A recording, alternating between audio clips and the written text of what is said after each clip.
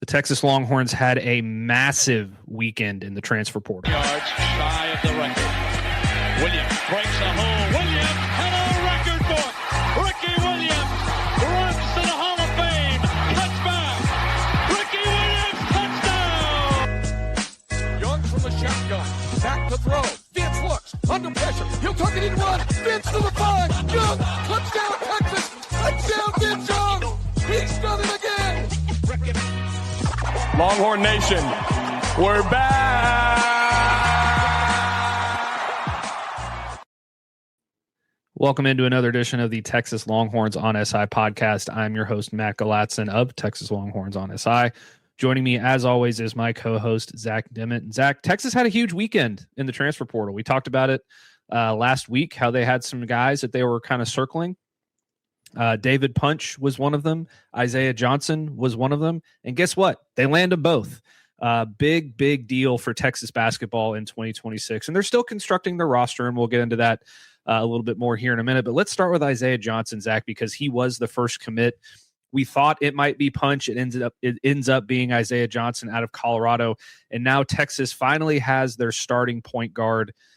Big deal for the Longhorns here. He averaged 16.9 points, 2.9 rebounds, and 3 assists per game in 15 starts, shooting 48.6% from the field. He played in 32 games last year. And this is kind of what Texas really needed to pursue. And they landed a guy that can take over that starting point guard role and really thrive in Sean Miller's up-tempo offense. For sure. And not only is he a guy that can play point guard, but he can really score it too. Only 3 games last season with Colorado where he didn't score 10 points or more. And that's doing that in the Big 12, which is an elite conference, arguably the best in the country, along with the SEC. That is some big time stuff. I think he was really underrated, overlooked, even coming out of high school, in the Los Angeles area. He had a few, nice offers, Colorado being one of them, but, Rice, Weber State, San Diego were other teams that offered him. Not a lot of high major offers. And this is a guy whose dad is a NBA trainer who's worked with Dwayne Wade, LeBron James, Tyrese Maxey. This guy is a basketball junkie. He's got it in his blood. Both of his parents played D1, if I'm not mistaken.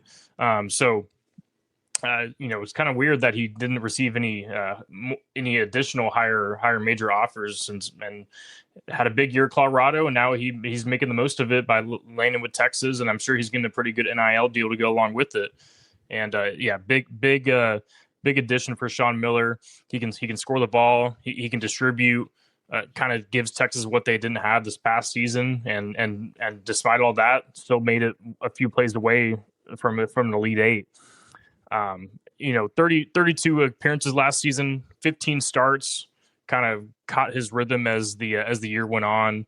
But if you're scoring 16.9 points in the Big 12 as a true freshman, you're an elite scorer. 56 threes, 37.8% from 3. That's really good. That's really good numbers right there. Sometimes if a guy has a higher 3-point percentage, you might think it's because of, fewer attempts, but he had 148 3-point attempts this past season. That's a really good number to work with.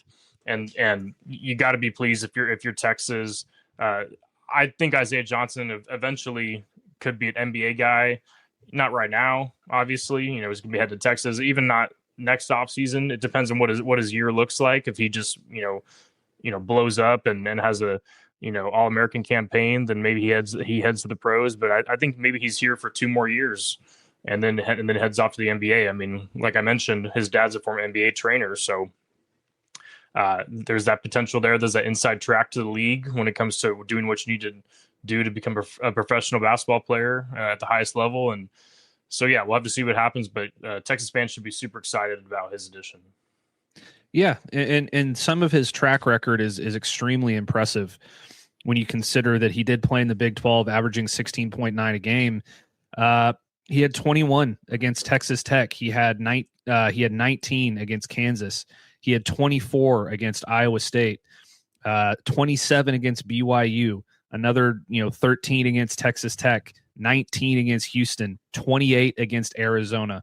those are all really, really good teams that he was able to perform against. So it's not like he was just racking up his numbers against, some kind of lower tier Big 12 teams or, some of the non-conference stuff. He was filling it up against the top tier teams in the Big 12. Some of those defenses are incredibly good. I mean, you think about Houston's defense and the fact that he was able to put up some serious production against that defense. I mean, that shows that he can score on just about anybody. So that's great news for the Longhorns. But obviously, Zach, as we mentioned, not the only big time commit for Texas over the weekend. We talked about David Punch last week and how we felt really good about that one. Sources were telling Texas Longhorns on SI that Texas was the team to beat in that race. And that turned out to exactly be the case. David Punch commits, I believe it was it Sunday or was it Saturday? Yeah, it was last night. Yeah, it was last night. So Sunday as we record this, so last night, and another big time commitment for Sean Miller. I mean, this guy was one of the best players in the Big 12 as well, averaging 14.1 points per game on 50.3% shooting from the floor. He also averaged 6.8 rebounds, 2 assists, 1.9 blocks. That last stat, Zach, I think might be the most important one of the group because Texas really struggled to defend the paint last year. Particularly at the 4 position, they really struggled against some better, bigger 4 guys. And he is a rim protector. He is a guy that can block shots and play defense, but he can also score. And that's what I think all the Texas fans should be looking at and why Sean Miller should be very, very happy about this commitment. Absolutely. You needed a point guard, obviously, but you could argue that getting that 4 spot secured with a starter level guy was just as important. And David Punch certainly slots in immediately as a starter in that front court alongside Modest Vokatis. And what a front court that is. You could argue that's one of the best in college basketball currently. We'll see how the rest of the portal plays out with some of these teams, but that's something to really be excited about because not only can he pass the ball as a stretch 4 guy, he can put the ball on the floor if you need him to, dribble at any time. You're not going to feel like nervous or anything about that. And he hit 11 threes this past season. So there's potential there for him to grow into a more of a shooter. You don't want him jacking up 10 threes a game, but if he's open, he can shoot it. And I think he'll hit more threes next season than Sean Miller's offense, definitely. But yeah, it's the defense that is really intriguing about David Punch because he's really physical. He's a good rebounder. And you mentioned the 1.9 blocks. How about 1.3 steals as well? For a big man, that's really, really good. If you can get 2 blocks and 2 steals a game almost per game, that's really good numbers out of your 4 spot. And he can play some center if you want to go a little bit small. And I think Texas may do that a little bit, but obviously you're going to want Modest Vokatis on the court most of the time, unless he's in foul trouble. So, big time for Texas. I'm really excited to see what he offers on the defensive end, but also if you let's say you get him into the high pick and roll, and he gets the ball at the free throw line. Defense has to step up to David Punch. And then he's lobbing it over to Modest Vokatis for an easy dunk. That's going to cause some major problems for defenses because he can pass the ball from that spot, and that's not something Texas had at all this past season. I mean, Camden Heide played the 4, but he's not a 4. He's a 3. He's a wing guy. It wasn't really his fault. Texas just didn't have that player at that spot. Obviously, Nick Cody eventually, rose into that as the season went on, and he had some nice high lows to Modest Vokatis and played pretty well. But David Punch is going to offer you a much improved upgrade at that spot. Obviously, he's a starter, and excited to see what he brings to the table. Yeah, and it kind of begs the question now, Zach. I mean, obviously, there's a lot still left to do with this roster because you had some guys that are off to the pros that you still need to replace, and you still have a wing spot that is probably wide open. You kind of wish Cam Heide could have been back to fill that spot to a certain extent, but that ship looks like it has sailed. And it, we'll get into the starting lineup projection here in a minute, but it kind of seems like this is the first time in a long time, Zach, that Texas is all in on basketball because the talent acquisition has not really been there the last few years. I mean, you got some good ones with Tremont Mark. At least last year he was good. The first year it was kind of up and down. Dalen Swain was obviously a massive hit. Jordan Pope was again up and down, great late in the season, especially in the NCAA tournament, but not the guy necessarily that you thought you were getting when you brought him over from Oregon State. So, it really does seem like they're out to spend money. They are out to really make some noise in the transfer portal in basketball for the first time in a long time, and you really love to see that. Yeah, I mean, imagine if you can get Dalen Swain back, which is really unlikely. That starting lineup is an NBA sort of level starting lineup when you consider that Swain is an NBA guy, Modest Vokatis is eventually going to be an NBA guy, and then maybe eventually Isaiah Johnson, and then maybe eventually Austin Goosby. So and don't count David Punch out either. Absolutely not. Yeah, you cannot count him out because he offers a lot to the table, and so. Yeah, it's 24/7 Sports had Texas as the number 2 transfer portal class early on, and I know it is early. Some of these teams get ranked when they only have one portal guy, and I think that's kind of silly. I think you need at least minimum 2 players, and so with Texas having 2 players, and they got the number 2 portal class according to 24/7, only behind Louisville, who added Flory Badinga and Jackson Shellstad, which is a major get for them. So. I don't remember the last time Texas had a portal class this elite, and it's probably only going to get better. I don't think you're going to get guys necessarily better than Isaiah Johnson, David Punch, but adding talent behind those guys will make this portal class look even better on paper. And it's really interesting to think about what that could look like next season once you have the entire roster all put together. Yeah, I mean the guys that are left in the roster in the transfer portal that are kind of at the top, Milan I'm gonna butcher this. Milan Momcilovic. Wow, great job, Zach. Masamba Jop. Those are both big guys. It kind of seems like you have that filled out already. Alan Graves is another guy. He's a power forward. Paulius Marikoskis, another power forward. So. A lot of the guys at the top are big guys, so you're kind of set there, at least in terms of your starting lineup. But you landed the number 11 player in the portal in David Punch. You also landed the number 6 player in the portal. I believe he's number 6. Maybe he's a little bit lower. Oh, sorry, number 13 player in the portal in Isaiah Johnson. So that's 2 really, really good pickups. And there's still more out there to fill out this lineup. But as we stand right now here, Zach. We have kind of an idea of what the starting lineup can begin to look like. Isaiah Johnson, obviously at point guard. Austin Goosby right now as your shooting guard makes a ton of sense. I mean, this guy's a McDonald's All-American. He's going to be elite. And then David Punch and Modest Vokatis as your 4 and your 5. So that kind of leaves your small forward wing spot open.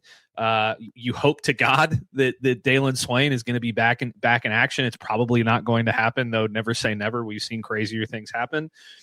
Maybe I don't know if Cam Heide has Cam Heide made a selection yet on where he's going. Maybe he can come out of the portal. There's a lot of options there, but at least you have that it seems like pretty much set, and that's a really, really good starting point for the Longhorns. Yeah, you have to pray to God and, I don't know, sacrifice a lamb or something like that if you want Dalen Swain to come back. I don't know. I just don't see it. Like you said, crazier things have happened. I just don't see it because the NIL budget, it's definitely increased for Texas, but I don't know how you can afford Dalen Swain, Modest Vokatis, David Punch, and Isaiah Johnson. Maybe I hope I'm wrong. I personally don't see it. But that would be an incredible starting lineup. The only thing with that starting lineup is you wouldn't have a lot of shooting. So we'll have to just wait and see. But yeah, that 3 spot is certainly open and up for grabs. I've seen some people say, oh, Bo Ogden, who's a true freshman coming in, needs to be in that 3 spot. Bo Ogden will have a roll off the bench this upcoming season and later this fall, but he's not ready to start in the SEC quite yet. He'll be a lifelong Longhorn who I think will spend probably 4 years with the team. But he's not going to start as a true freshman. I just don't think he's ready for that quite yet. But he's a great shooter, and he'll provide nice depth. He'll definitely play. Don't get me wrong. He's not going to redshirt or anything like that. But that 3 spot's definitely open. One of the guys that you and I were talking about before the show started, it doesn't necessarily have to be a forward or a guy who's listed as a 3. It just has to be a guy who has length and who can shoot and who can offer a little bit of everything, because that's what you need out of a 3 spot. A guy who can put the ball on the floor, can shoot, and can defend.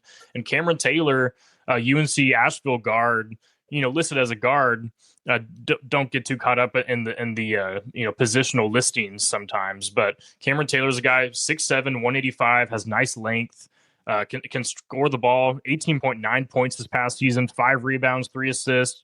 Yes, it's at the mid-major level, but he's receiving tons of looks from high major teams, and he's ready to make that jump. I have not seen Texas be like crazy involved and mentioned with him, but you would hope that changes, because I think he'd be a nice addition to this team next season. 28% from 3 leaves a lot to be desired. That's not a great number. He took a lot of threes, 39 of 139 this past season from 3, missed 100 threes. So, but he still is going to be improving as a shooter as time goes on. And so I think he could be a guy that Texas, should target. We'll have to wait and see if that happens, though. Another guy, KJ Lewis, Georgetown transfer, kind of mentioned him a little bit before. He went to Duncanville in the Dallas area, so he's a Texas guy. He is visiting USC sometime this week. I think maybe even today he is. Haven't seen Texas involved with him, but he offers a lot when it comes to defense. He can shoot. He can put the ball on the floor. I think that Texas should target him, but it seems unlikely now that he's taking a visit to USC. Sometimes with these portal guys, once they visit, it shows that they're pretty close to committing. So we'll have to just wait and see with that. But those are just a few guys to look out for. Sometimes it's tough. Sometimes there's a guy that we might not even be noticing that Texas is targeting, and he's kind of an under the radar sort of player, because it's not necessarily about who's the highest ranked guy on the portal rankings, but who's the best fit for the roster. And that may not be a guy who has grabbed a ton of attention or anything like that. We'll have to wait and see as this thing plays out. Carter Knox is a guy from Arkansas who super athletic, can defend, not exactly a knockdown shooter though. So I don't know if he's a good fit. He's really talented, but I don't know if he fits with the current makeup of this roster. We'll have to wait and see though. Declan Swain, obviously I'll go back to him for a second. You hope that he will return, because regardless of the lack of shooting in that starting lineup, from that 3 spot, that would potentially be a top 5 preseason team right there if you have Declan Swain in the mix. I mean, my goodness, the expectations for Texas would be sky high. So we'll have to wait and see what happens there. But I think it's very, very likely he stays in the draft, because like I mentioned, the NIL number seems unrealistic considering who they already have. But we'll just have to wait and see. Yeah, never count it out, which is just kind of, unlikely. Back to Cameron Taylor, though, just for a second, Zach. I know that he shot 28% from 3, missed 100 threes this past year, and that's not great. But Declan Swain shot 25% from 3 in his last year at Xavier. He was only 7 of 28. He didn't really shoot a whole lot, and then he comes to Texas and he shoots 34.4% from 3 on 2.1 more attempts per game. So he got better as a shooter with working with Texas and working with Sean Miller. Maybe if they get involved with Cameron Taylor, they can kind of have the same treatment with him a little bit, and he can improve his game there. I mean, even if you mark him up from in the 20s to like the low to mid 30s at 3-point shooting, that would really help out a ton. But Texas it really does seem like they're all in. We'll see where they go from here. They did have another loss in the portal though, Zach. International player Declan Duru announced his intentions to enter the portal today. It's not a major loss, though. You would have liked to have seen him stick around for depth, but nonetheless, it is I believe the 4th loss now for the Longhorns in the portal. So they'll have to find a way to replace that depth as well. Yeah, not like super surprising and not super significant either. I do think Declan Duru, he definitely impressed Sean Miller early in the season. He has nice length. He obviously has professional experience, but he never really cracked the rotation because he's just young and he's just pretty raw. So Sean Miller had said earlier in the year that he loved Duru's defense and his ability to get deflections on the ball, and he kind of said that he envisioned him potentially having a role off the bench, but just never transpired that way. And he only appeared in 12 games. He appeared in 2 SEC games, but yeah, not much of a role for him there. Yeah, not too surprising. I do think we have to watch out for what John Clark and Louis Obiora do if they announce their intentions to stay. It seems like that is the case at this point because they haven't announced anything yet, and the clock will be ticking there, obviously. So seems to be good on that part with those two guys, but with Duru, that decision was going to have to come one way or the other.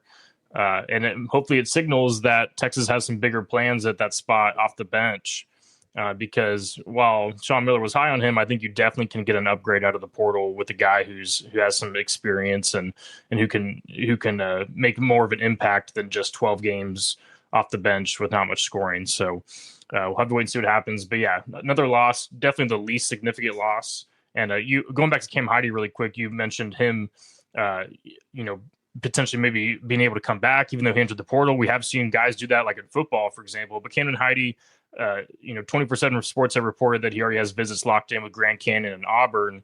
So that seems unlikely, though I do think that he would have been a really nice, final piece in this current starting lineup right now. But like I said, with Duru, with Heidi's departure, could signal that Texas has bigger plans in place at that spot, which could be really good. Yeah, and maybe with Duru out of the picture, that makes things a little bit easier for guys like John, for guys like John Clark to decide, okay, yeah, now my way into the rotation and getting playing time is a little bit more open. So we'll see where it goes. Still very exciting stuff on the way for Texas basketball. There is no doubt about that. But there's also some exciting stuff happening in Texas football that we needed to pay attention to on the recruiting trail. This episode of the Texas Longhorns on SI podcast is brought to you by Custom Built Trailers of Mississippi. Custom Built Trailers is the largest in-stock trailer dealer in Mississippi with a variety of options to choose from flatbed goosenecks to bumper pull equipment trailers and car haulers to enclosed trailers and basic utility trailers. We do a little bit of everything. And if we don't have exactly what you're looking for in stock, we can typically have your custom built trailer built in 7 to 10 working days. 0% financing options are available, and we also deliver out of state. So give Custom Built Trailers of Mississippi a call at 601-722-9581 today and let us take care of your hauling needs. Custom Built Trailers of Mississippi. If we don't have it, we'll be glad to build it.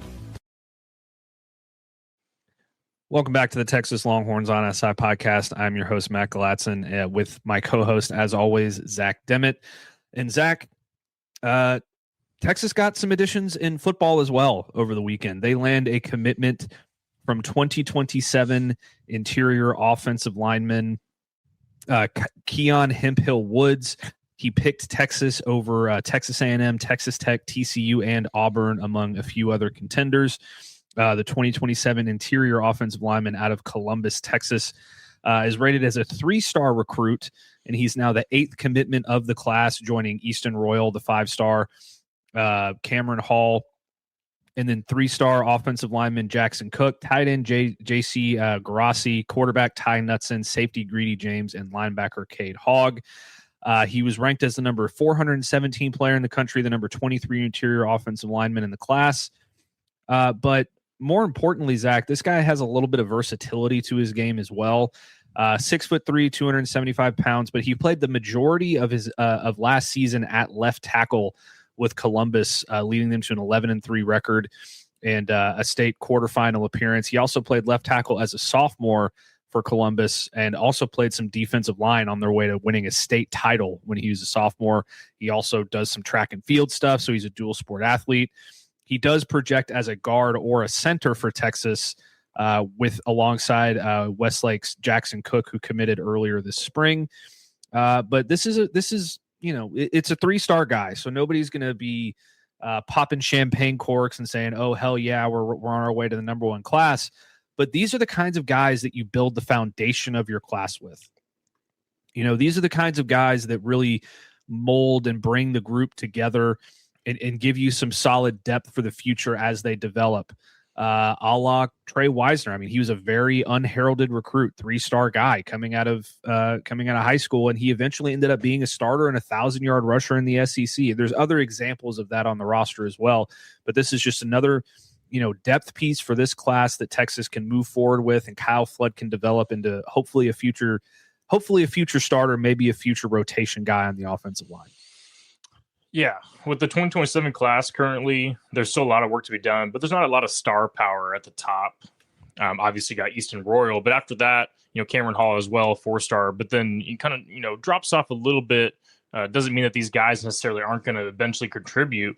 That's just how things are right now. But clearly, the coaching staff sees potential in this class. And is this going to turn out to be the best Texas recruiting class of all time? No. It won't, at least when it comes to the rankings, doesn't mean that these guys can eventually, contribute to the program's success down the line. But with Hemphill Woods, you're not going to pop champagne like you said. He's not going to move the needle necessarily when it comes to the overall class ranking, but that versatility is really, really big. And obviously, you got to trust Steve Sarkisian and Kyle Flood when it comes to offensive line recruiting. Until proven otherwise, you got to put your faith in those guys and trust what they see when it comes to the future. Because a 3-star guy, you'll probably see rivals of Texas, saying, "Oh, it's just a 3-star. Why are we saying boom? Why are we celebrating this as big time news?" But that's how you develop a program. You got to get these kind of guys in there and the guys that you see potential in and build around them. And I think some of the bigger names for Texas could come this summer when they start hosting these official visitors and things like that. And, like John Meredith, I know Texas and A&M are two teams battling for him, the number one cornerback in the class. The star power will come, but you're not going to build a recruiting class with 25 stars. You're going to have to build with those guys that may have got overlooked, but certainly with Hemphill Woods, I mean, he's not overlooked. Multiple Power 4 offers, and so other teams clearly see the potential in him as well. And so hopefully down the line he'll eventually be able to contribute, and then in the process maybe proving some people wrong as well. Yeah, and Texas is still in it, like Zach said, for a bunch of star power. Let's not get that twisted. They're in a tremendous position for 5-star left tackle Kennedy Brown, who is currently favored to land with the Longhorns, according to the On3 recruiting prediction machine. Also, they are very firmly in the race for 5-star edge KJ Green, 5-star corner John Meredith III, like Zach mentioned, who has set a visit to Austin. 4-star corner Montre Jackson is another guy. 5-star receiver Monshawn Sales is another guy Texas is very, very interested in. And there's also a ton of other offensive linemen that they are heavily in pursuit of. Ishmael Kamara was just in Austin. Yep. He's one of the top offensive linemen in the class. Reed Ramsier, Brian Swanson, Lincoln Mageo, and many others. So there's plenty of ways to go as this class keeps getting developed and keeps getting put together. My thing that I always told my old co-host Patrick Davis on Open Gym, and like I'm going to tell Zach every time we talk about recruiting on this show, what happens in the spring and in the summer doesn't really matter that much. It's not a race. It's a marathon.